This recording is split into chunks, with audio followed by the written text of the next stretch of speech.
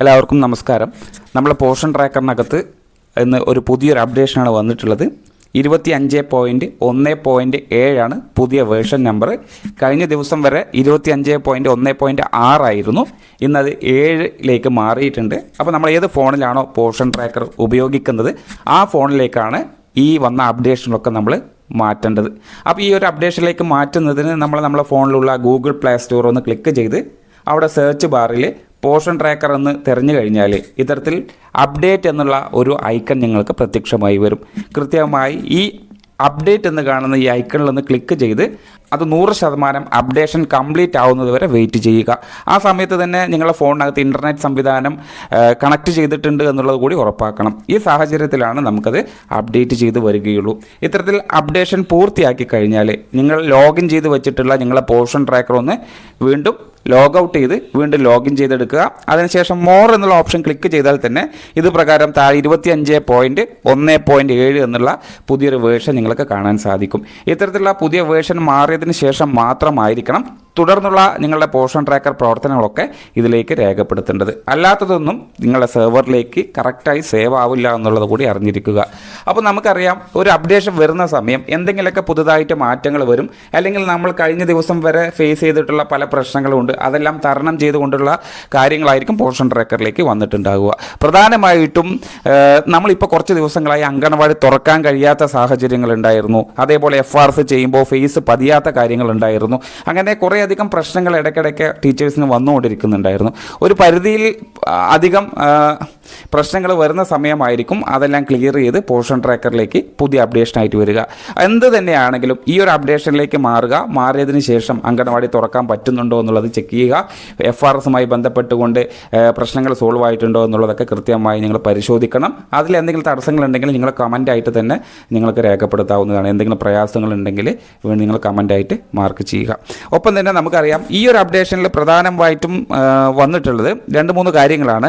അതിൽ ഞാൻ പറഞ്ഞു, നമ്മുടെ പെർഫോമൻസ്, അതായത് പോർഷൻ ട്രാക്കറിൻ്റെ പെർഫോമൻസ് എന്ന് പറയുന്നത് നമ്മൾ ഏതെങ്കിലുമൊക്കെ കാര്യങ്ങൾ ചെയ്യുന്ന സമയം ലാഗാവുന്ന സാഹചര്യങ്ങൾ, ഏതെങ്കിലും വിൻഡോ ഓപ്പൺ ചെയ്യുന്ന സമയത്ത് കറക്റ്റായിട്ട് അത് നമുക്ക് വ്യൂ ചെയ്യാൻ പറ്റാത്ത സാഹചര്യം.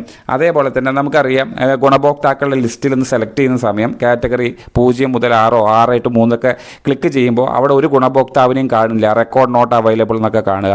ആ ഒരു സാഹചര്യങ്ങളൊക്കെ തന്നെയാണ് കൂടുതൽ ബുദ്ധിമുട്ട് നമ്മളെ ടീച്ചേഴ്സ് അറിയിച്ചിട്ടുള്ളത്.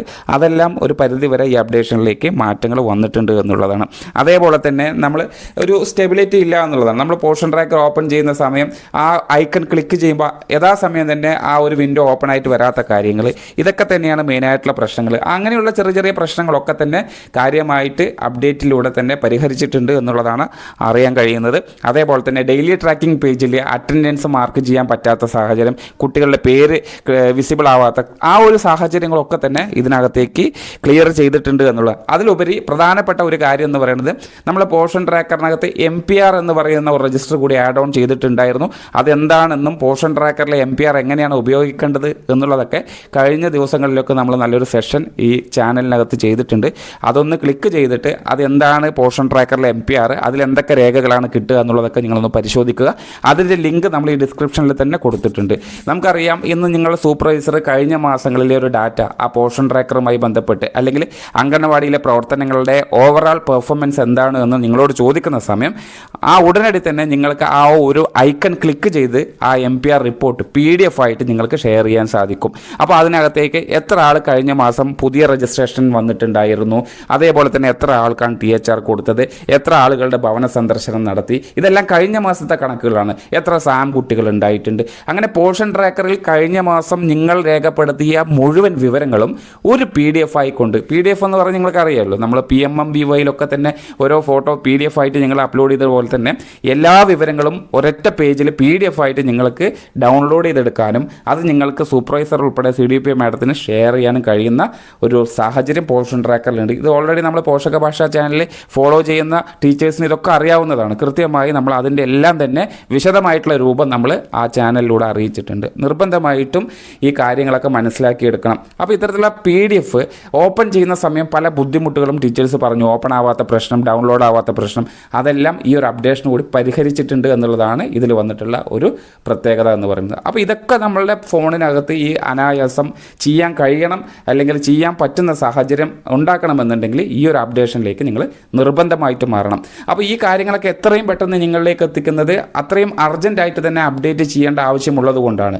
അപ്പോൾ ഈ കാര്യങ്ങൾ എളുപ്പത്തിൽ നിങ്ങൾക്ക് എത്രയും പെട്ടെന്ന് തന്നെ നിങ്ങൾക്ക് കിട്ടുന്നതിന് വേണ്ടിയിട്ടാണ് നമ്മൾ ഈ ഒരു ചാനലിലൂടെ ഈ കാര്യങ്ങളൊക്കെ നിങ്ങളിലേക്ക് എത്തിക്കുന്നത്. ഇത് ഇംഗ്ലീഷിലും മലയാളത്തിലും ഹിന്ദിയിലും ഒക്കെ തന്നെ കൃത്യമായിട്ട് പോർഷൻ ട്രാക്കർ എന്ന് പറയുന്നത് നമുക്കറിയാം ഓൾ ഇന്ത്യ ലെവലിൽ വേണ്ടി നിർമ്മിച്ച ഒരു ആപ്ലിക്കേഷനാണ്, നമ്മൾ കേരളത്തിന് മാത്രമല്ല. അപ്പോൾ പല കാര്യങ്ങളും ഇതിനകത്ത് ഹിന്ദിയിലും ഇംഗ്ലീഷിലൊക്കെ തന്നെയായിരിക്കും.